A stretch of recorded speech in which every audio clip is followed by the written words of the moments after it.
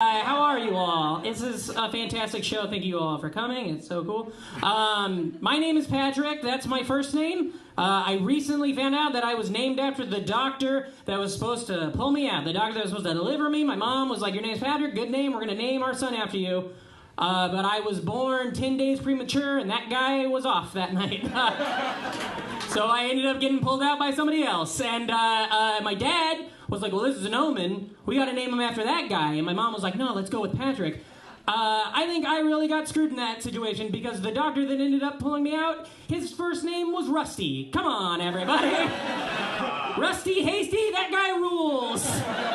Right? I mean, Patrick Hastie, yeah, he's got a wife and, a dog and, runs around the city doing stand-up, but Rusty Hastie, come on. That guy's got, a dirt bike, and 30 dogs, and, just runs around the country escaping the cops and doing good deeds for people, you know? That's the guy I want to be. Yeah, I am. I'm from Iowa, and everybody knows it. As soon as I see him, they're like, "You grew up with your mom and pa tilling the soil," and I'm like, that's it. No one's ever been like, "Patrick, you're from the Bronx, right?" They're like, "No, we got it." Growing up on the farm was weird because I shouldn't have been there. I should have been in a city, I should have been in a cool place, here, eating slices of pizza, getting hit by taxi cabs, that kind of cool shit, But instead I was there, and one time my dad came to me, and you should know my dad's a man's man. He's a real guy. His name's Carl with a K. I'm like, okay, whoa, I get it. He drinks in the morning because why not? I'm like, all right, well, work's gonna be weird. One time my dad came to me, I was a little baby boy, and he goes, "Patrick, you gotta come to the barn with me. We're gonna have to slaughter one of the cows." And I was like, "Oh no, I named them all. I love them so much, don't do it." But we had to, and so he took me out in the barn, and he put me in a stall, and then he just brought down Molly, and then he just fucking killed her right in front of me. And I was like, "Oh no!" And I started to feel myself well up, and I was like, "I'm gonna cry. I can't do this. I can't cry in front of Carl. What? No. I'm gonna look like a pansy." So I had to act fast, and so I was like, "What do I do? What do I do? What do I do?" And then I just splashed some of the cow's blood in my face to cover the tears.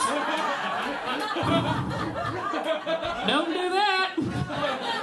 That's a real backfire. That goes from looking like maybe you're a pansy to, "Oh shit, you're a serial killer. Go back in the house. You like this too much." Another thing about growing up on the farm, child abuse is a lot different. I don't know what you guys went through. Your parents maybe knock you around, say bad words to you. Not me. Here's what I went through. One time my mom threw my Donatello Ninja Turtle toy into the combine because I said Garth Brooks was better than George Strait. I was right. I stand by that to this day.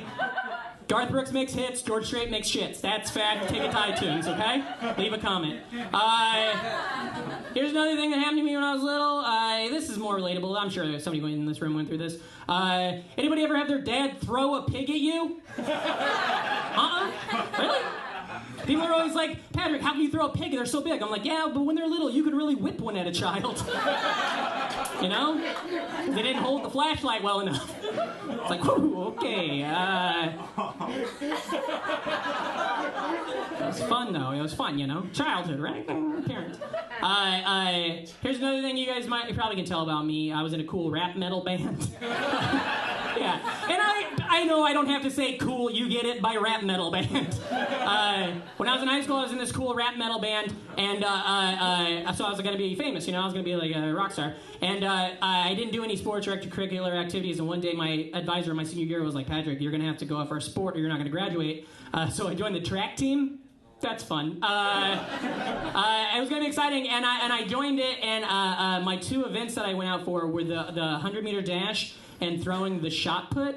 And I had this fun plan that I was going to try to see if I could go the whole track season without ever actually competing at one of those meets, because it worked out. Because what would happen is they'd be like, "On deck to run the 100, Patrick Hastie," and I'd be like, "Oh, sorry, I got to go throw," and they'd be like, "Yeah, we get it." And then I'd go up to throw, and they'd be like, "On deck, Patrick Hastie," and I'm like, "Sorry guys, I got to go run the 100." They're like, "Yeah, we don't fucking care." And so it was awesome. It was basically like this long con to get free Gatorade and ride buses, and I was like, "I'm in. That rules." And so the whole season went by, and it was great. And at the end of the year, though, there was senior night, and so everybody's parents came. You know, Carl and Sue Ann were there. And they told me, they were like, you got to tell your parents. And I was like, okay. So I went to mom and dad, and I was like, hey, guys, you got to come to this track meet. And my mom's like, you're on the track team? And I was like, kind of, yeah, it's sort of. And so they come, and then and I actually have to compete. They actually make me do it. And so, like, I'm in line to throw the shot put for the first time ever. And I'm there, you know, and I'm standing there, you know, and I got my Limp Bizkit shirt on, and I'm ready to go. And I look over at my coach, and I'm like next up, and I look at my coach, and I'm like, what is it, like a softball? And he just goes, I don't think you're gonna be able to do this. And I was like, no, I don't think that's what a coach should say. But anyways, I go up there, and it's mine, and I take it, and I just did what the guy in front of me did. I just and I just let her go. And then I landed, and they measured it, and the guy hollered out, 53 feet. New school record, guys. I swear, first time I ever did it, school record. My coach ran up to me and he was like, oh my God, Peter, you were so good. And I was like, all right, it's Patrick, but you know, he's like, I knew you could do it. I was like, no, that's not what you said. I looked at my parents and they had this look of like joy on their face and like they were so excited. Like I'd never seen that look up until that moment, also since that moment. And then the coach was like, listen, we got scouts coming from Iowa State this weekend. You throw for them, you get yourself a scholarship, kid. And I was like, okay, I don't know if you know, I'm in a rap metal band. We were opening for Finger 11 in Omaha this weekend, so fuck off! And now I'm a famous rap musician. Thanks, guys! Yeah.